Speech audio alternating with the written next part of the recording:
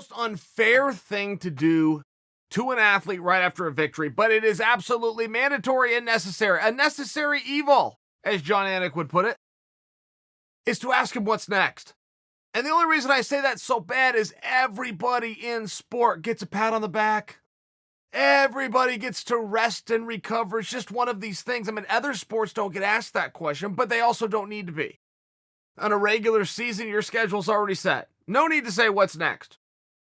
In playoff season, you already know who you're drawing into, or you're waiting to see who you're going to draw into. But the question would just never come up. And in MMA, you can't not ask the question.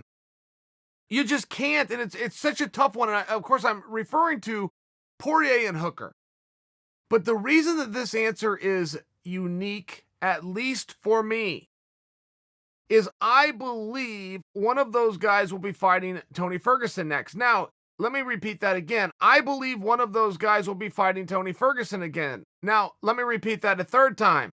I believe Poirier and Hooker are still in an ongoing battle.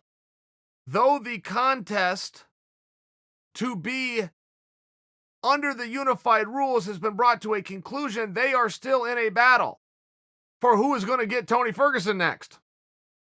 In many ways, look, Poirier came out, he said something very cool, which he said, I need one more fight and then I go fight for the title. Now, the reason that was cool is because he's right. And it's not a skill issue, and it's certainly not a deserving issue, and it's not a mandate of the masses and fan appeal issue, and his ability to headline a show issue. He's done nothing but headline shows for at least the last 15 months, and that's off the top of my head. What I'm trying to say is the dates just don't match up. Khabib and Gaethje is not until September. The dates just simply do not match up for Poirier to sit around and still be remembered the way he's being looked at today. The sport just moves too fast, and Poirier is too smart to not know that, so he recognized it and he got ahead of it. He said it before anybody else could say it about him. He comes out and declares himself the number one contender, which he's not going to end up with that fight next, then he looks like a fool. So he didn't take that risk, and I really liked that he did that, by the way. So the next best thing, and if we can all agree that he should qualify for the next best thing, would be Tony Ferguson. Here's the other side of that coin. If Poirier wants to say, give me a minute, I was just in an absolute war, nobody's going to push back. Tony happens to be ready to go. Now you look at Hooker, okay? The rules of the sport, while unwritten but largely followed, do say winners take on winners. Whoever came in second takes on another guy who recently came in second. That would match up perfectly for Hooker to be taking on Tony because they're both coming off silver medals. Now, the only reason I say that Hooker and Poirier are in an ongoing battle with each other because Tony is a very nice prize. There's a lot of guys you can go fight and a lot of really great fights that you can have, and it can help strengthen your argument for number one contender. There's very rarely a time when if you beat Tony Ferguson, it could possibly be stated that you aren't the number one contender. It would be similar to going into heavyweight, where the top contender is very clear at present time. Francis Ngannou. If you go beat Francis, you're going to be fighting for a title. Without me having the power or authority to tell you that, I feel with great confidence I can tell you, go beat Francis, you're going to be fighting for the title.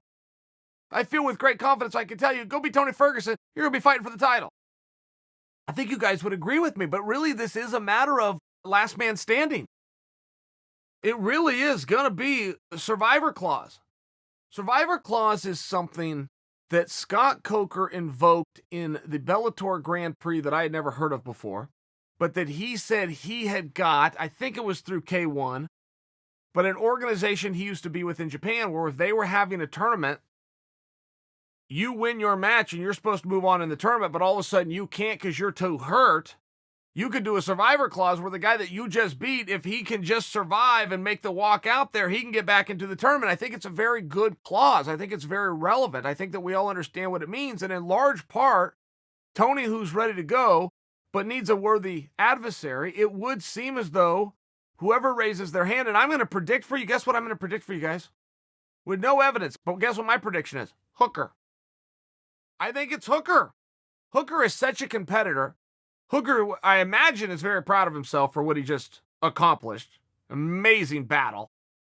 But I would also imagine that hunger of Hooker has not gone away. I imagine he's probably hungrier than ever. And while he's going to need a little bit of time to heal up, he knows his own body. He knows the bumps and bruises he's going to take. He knows he doesn't need months off, but more like 7 to 10 days, fly home, rest a little bit, get back into camp. I'm just making a guess. But I do believe if Poirier steps forward first and says, give me Tony, he's going to have Tony. And I do believe if Hooker steps forward first and says, give me Tony, he's likely to have Tony.